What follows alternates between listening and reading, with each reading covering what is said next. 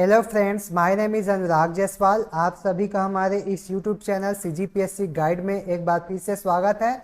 आज के हम अपने इस वीडियो लेक्चर में एडीओ एग्जाम के एक महत्वपूर्ण टॉपिक राष्ट्रीय ग्रामीण आजीविका मिशन से संबंधित महत्वपूर्ण वस्तुनिष्ठ प्रश्न देखेंगे। यह हमारे इस वीडियो सीरीज का तीसरा भाग है।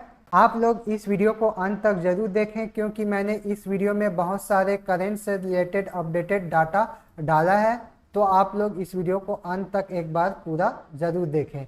तो चलिए हम लोग अपने आज की इस वीडियो लेक्चर को प्रारंभ करते हैं।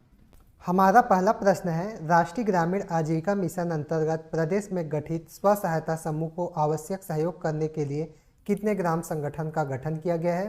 तो हमारे पास ये 4 ऑप्शन है और इन चारों ऑप्शन में जो हमारा सही उत्तर है वो है ऑप्शन ए 15,243। तो आप लोग को याद रखना है, राष्ट्रीय ग्रामीण आजीविका मिशन अंतर्गत प्रदेश में गठित स्व सहायता समूह को आवश्यक सहयोग करने के लिए 15,243 ग्राम संगठन का गठन किया गया है। परंतु आप लोग को याद रखना है, जो बिहान का साइट है उसमें कितना दिया है? 15,166 ग्राम संगठन दिया हुआ है, जबकि ये डाटा किस में दिया है? तो ये प्रशासकीय प्रतिवेदन में दिया है। हमारा अगला प्रश्न है, राष्ट्रीय ग्रामीण आजीविका मिशन अंतर्गत प्रदेश में गठित स्व सहायता समूह को आवश्यक सहयोग करने के लिए कितने संकुल स्तरीय संगठन का गठन किया गया है?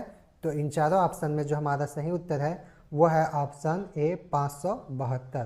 तो आप लोग को याद रखना है, राष्ट्रीय ग्रामीण आजीविका मिशन अंतर्गत प्रदेश में गठित स्व सहायता समूह को आवश्यक सहयोग करने के लिए 572 संकुल स्तरीय संगठन का गठन किया गया है, जबकि बिहान की साइट में कितना दिया है? तो ये आंकड़ा कितना है? 578 है।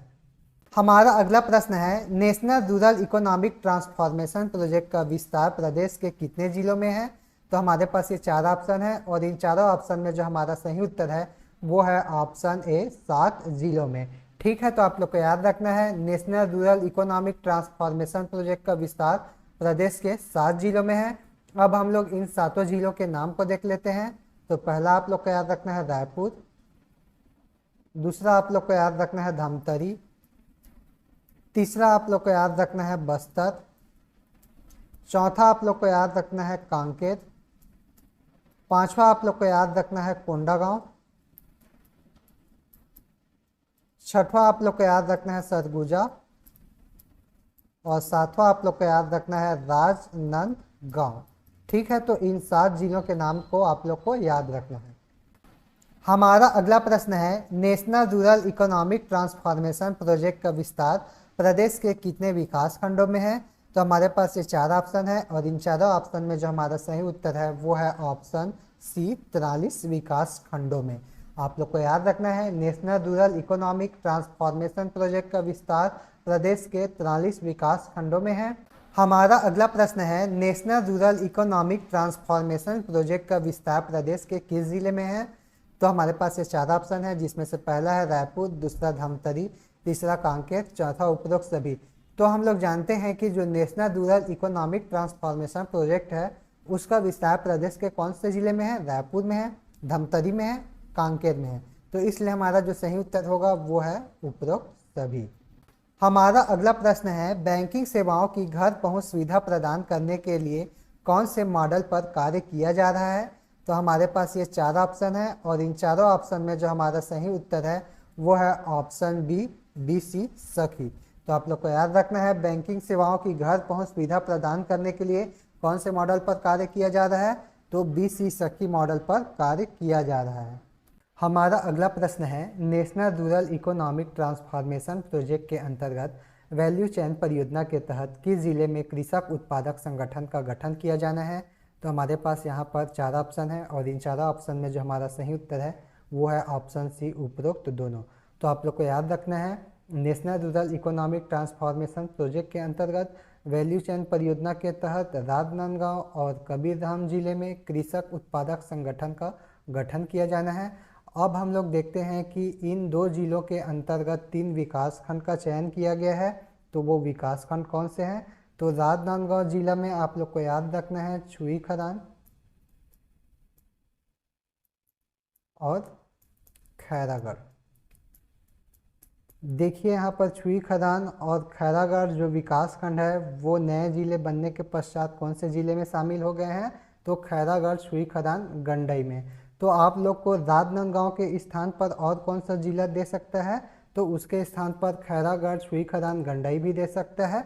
उसके अलावा अब हम लोग को याद रखना है कबीरधाम का कौन सा विकास खंड, तो सहसपुर लोहारा, सहसपुर लोहारा। तो इतनी चीज़ें आप लोग को इसमें याद रखनी है। हमारा अगला प्रश्न है, प्रदेश के कितने संकुल स्तरीय संगठनों को मॉडल संकुल स्तरीय संगठनों के रूप में विकसित किया जा रहा है।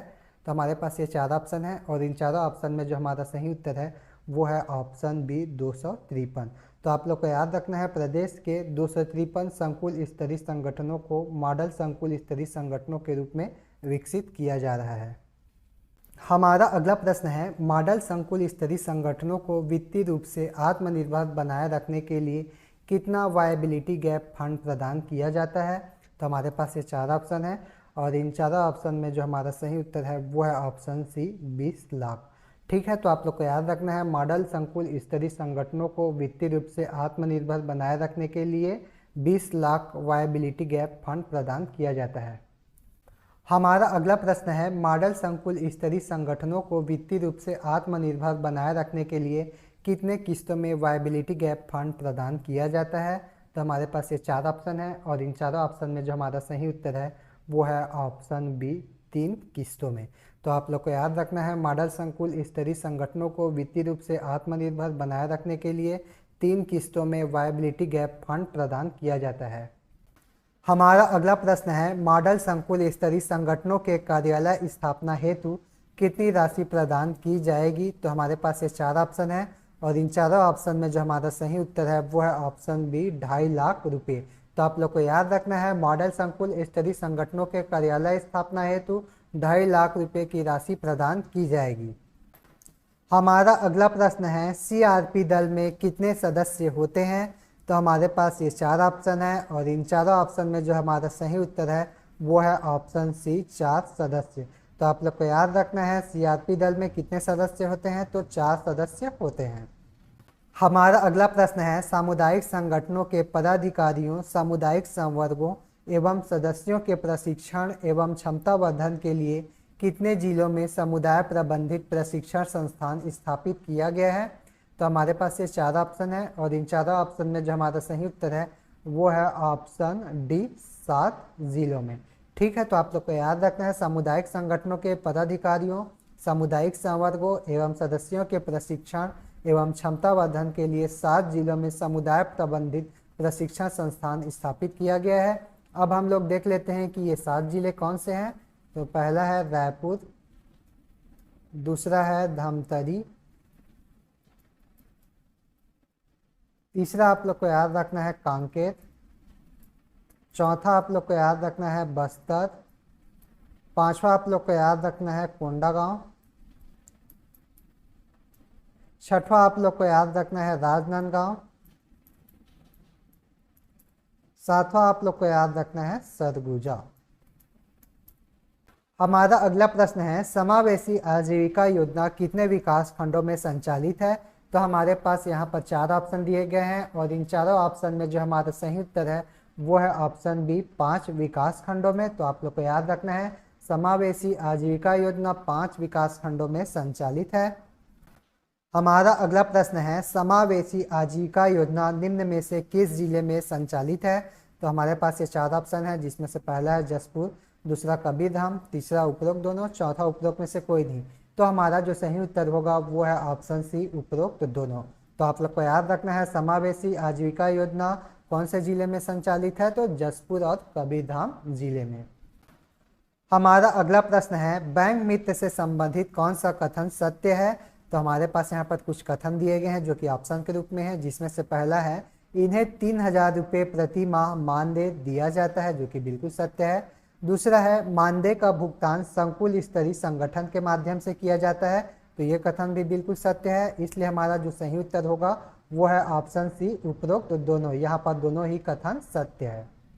हमारा अगला प्रश्न है, वर्तमान में कितने वित्तीय साक्षरता सीआरपी कार्यरत हैं। तो हमारे पास ये 4 ऑप्शन है और इन चारों ऑप्शन में जो हमारा सही उत्तर है वो है ऑप्शन सी 2352। ठीक है, तो आप लोग को याद रखना है वर्तमान में 2352 वित्तीय साक्षरता सीआरपी कार्यरत हैं। हमारा अगला प्रश्न है, वित्तीय साक्षरता सीआरपी से संबंधित कौन सा कथन सत्य है? तो हमारे पास यहाँ पर पहला ऑप्शन है, स्व सहायता समूहों एवं समुदाय को वित्तीय साक्षरता पर प्रशिक्षण प्रदान करने एवं बैंकिंग कार्यों में सहयोग हेतु राज्य सरकार प्रत्येक विकास खंड में 12 से 16 वित्तीय साक्षरता सीआरपी का चयन किया गया है, जो कि बिल्कुल सत्य है। दूसरा है, प्रत्येक विकास खंड में 16 वित्तीय साक्षरता सीआरपी का चयन कर इन्हें आरसेटी के माध्यम से प्रशिक्षण प्रदान किया जाएगा, जो कि ये भी कथन बिल्कुल सत्य है। इसलिए हमारा जो सही उत्तर होगा वो है ऑप्शन बी, उपरोक्त दोनों। यहाँ पर दोनों ही कथन सत्य है। हमारा अगला प्रश्न है, वर्तमान में प्रदेश में कितने बीसी सखियों की स्थापना की जा चुकी है? तो हमारे पास ये 4 ऑप्शन है और इन चारों ऑप्शन में जो हमारा सही उत्तर है वो है ऑप्शन ए, 3775। ठीक है, तो आप लोग को याद रखना है, वर्तमान में प्रदेश में 3775 बीसी सखियों की स्थापना की जा चुकी है। हमारा अगला प्रश्न है, लखपति महिला पहल के तहत इस वर्ष कितने समूह सदस्यों को लखपति दीदी की श्रेणी में लाया गया है? तो हमारे पास ये 4 ऑप्शन है और इन चारों ऑप्शन में जो हमारा सही उत्तर है वो है ऑप्शन ए, 74,000। ठीक है, तो आप लोग को याद रखना है, लखपति महिला पहल के तहत इस वर्ष 74,000 समूह सदस्यों को लखपति दीदी की श्रेणी में लाया गया है। हमारा अगला प्रश्न है, लखपति महिला पहल के तहत भारत सरकार द्वारा छत्तीसगढ़ में 3 वर्ष के लिए कितने महिला सदस्यों को लखपति दीदी की श्रेणी में लाने का लक्ष्य रखा गया है? तो हमारे पास ये 4 ऑप्शन है और इन चारों ऑप्शन में जो हमारा सही उत्तर है वो है ऑप्शन ए, 7.82 लाख। ठीक है, तो आप लोग को याद रखना है, लखपति महिला पहल के तहत भारत सरकार द्वारा छत्तीसगढ़ में 3 वर्ष के लिए 7.82 लाख महिला सदस्यों को लखपति दीदी की श्रेणी में लाने का लक्ष्य रखा गया है। हमारा अगला प्रश्न है, ग्राम स्तर पर घर घर जाकर महिला कृषकों को खेती की उन्नत तरीकों, कीट प्रबंधन, बीज उपचार के जैविक तरीकों से अवगत करवाने के लिए किनकी नियुक्ति की जाती है? तो हमारे पास ये 4 ऑप्शन है और इन चारों ऑप्शन में जो हमारा सही उत्तर है वो है ऑप्शन ए, कृषि सखी। तो आप लोग को याद रखना है, ग्राम स्तर पर घर घर जाकर महिला कृषकों को खेती की उन्नत तरीकों, कीट प्रबंधन, बीज उपचार के जैविक तरीकों से अवगत करवाने के लिए कृषि सखी की नियुक्ति की जाती है। हमारा अगला प्रश्न है, राज्य में कुल कितने प्रशिक्षित कृषि सखी कार्यरत हैं? तो हमारे पास ये 4 ऑप्शन है और इन 4 ऑप्शन में जो हमारा सही उत्तर है वो है ऑप्शन ए, 12,517। तो आप लोग को याद रखना है, राज्य में कुल 12,517 प्रशिक्षित कृषि सखी कार्यरत हैं। तो यह था हमारा आज का वीडियो लेक्चर, जिसके अंतर्गत हम लोगों ने एडीओ एग्जाम के एक महत्वपूर्ण टॉपिक राष्ट्रीय ग्रामीण आजीविका मिशन से संबंधित महत्वपूर्ण वस्तुनिष्ठ प्रश्न को देखा है। यदि आप लोगों को यह वीडियो पसंद आता है तो इस वीडियो पर लाइक और कमेंट करना ना भूलें। साथ ही हमारे इस चैनल को सब्सक्राइब जरूर करें। आज के लिए बस इतना ही, धन्यवाद।